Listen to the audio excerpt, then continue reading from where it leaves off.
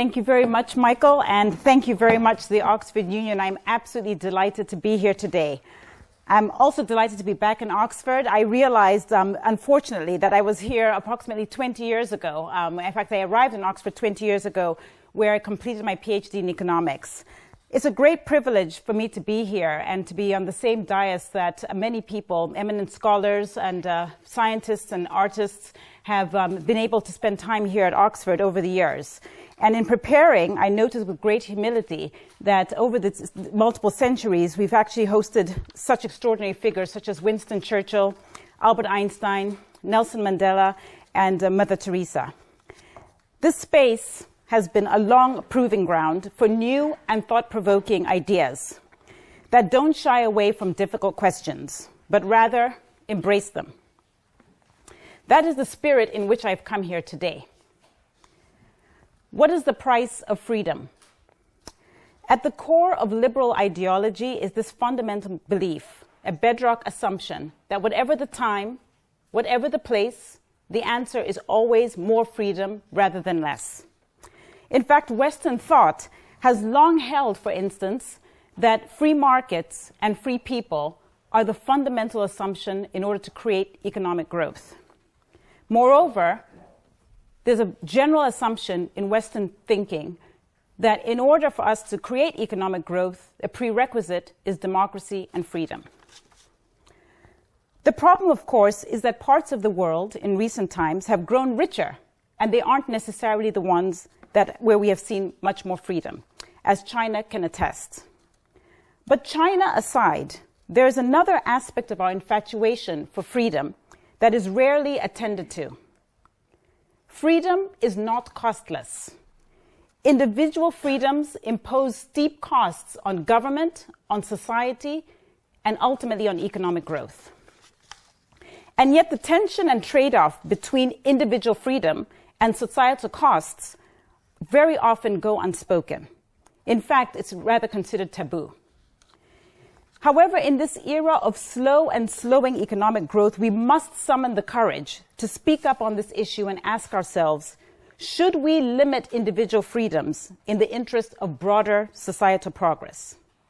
Today, I will explore this thought-provoking question. In so doing, first, I'm going to argue that economic growth is the defining challenge of our time. I will then proceed to offer 3 thought experiments that illustrate the societal costs that are imposed on our societies and life because of individual freedom. In so doing, I will suggest that refining freedom might actually safeguard global prosperity in the years and the decades to come.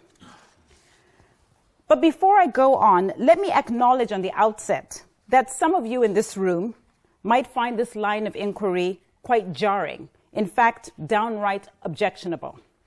And for good reason.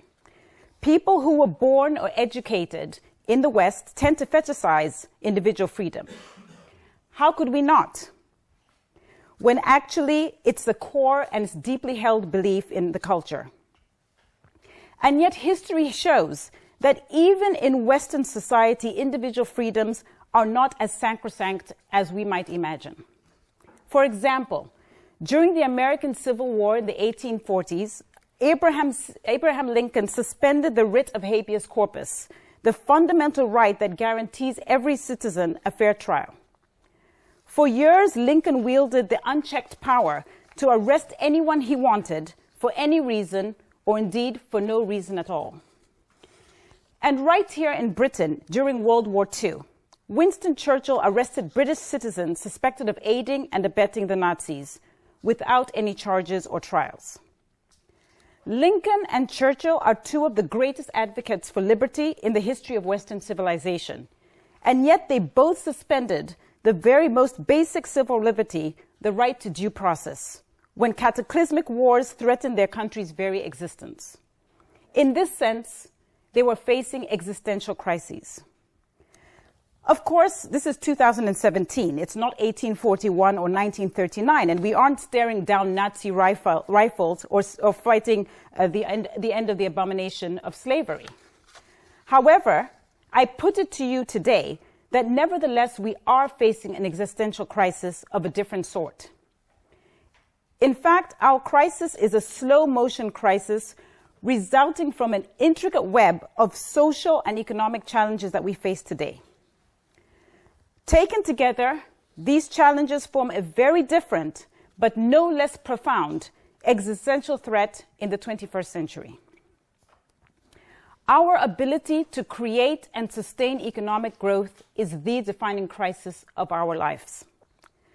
With economic growth, societies unlock virtuous cycles of opportunity, upward mobility, and rising living standards.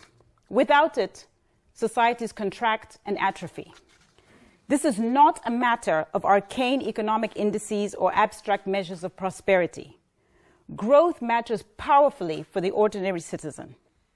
When it wanes, the sick go untreated, the young go uneducated, and the hungry go unfed. Without economic growth, global predicaments such as environmental degradation and resource scarcity become more acute. Conversely, strong economic growth is the key to solving some of the most critical and seemingly intractable challenges that the world faces today, from climate change to global pandemics to the threat of radicalized terror groups. For people who are fortunate enough to live in prosperous countries, it may be hard to see how it is that economic growth is in a state of existential crisis. But if we look carefully, we can see the storm clouds on the horizon. In the coming years, workforce automation threatens to create a massive jobless underclass of people who are not trained or skilled to compete in a technology world. All the while, the unparalleled population boom of the 21st century promises more people will be competing for fewer natural resources. Meanwhile, the widening income inequality that plagues developed countries today could only get worse, at the same time as mounting debt at the sovereign and consumer level continues to reach dangerously unstable levels. And of course, productivity, that key engine for economic growth, continues to decline. These overlapping crises pose unprecedented danger to economic growth, and what threatens growth almost certainly threatens every facet of society. To meet this threat, we must take a long, hard look at all the forces that constrain growth, including personal freedoms that we prize so much above all else. Allow me, please, to offer 3 thought experiments that highlight this tension at the very core, which is the tension between individual freedom and societal costs. Now, to be absolutely clear, these thought experiments are not meant to be prescriptive, but rather illustrative. They are designed to motivate our thinking and to inspire a broader debate as we tackle the economic growth malaise that we face today. The first of these thought experiments concerns obesity. Today, in the first time in recorded history, the number of overweight and obese people around the world has overtaken the number of people who are underfed and malnourished, with estimates topping 1 billion people around the world who are considered obese or overweight. This situation creates massive economic imbalances and inflates healthcare costs everywhere. In the United States alone, more than 2/3 of the population, over 60% of adults, are considered overweight or obese. In fact, the global consulting firm McKinsey forecasts that by 2065, obesity will contribute to the fact that United States healthcare costs will represent 100% of the country's GDP, with Japan and Europe's costs following suit soon after. Now, at a very fundamental level, freedom is about choice.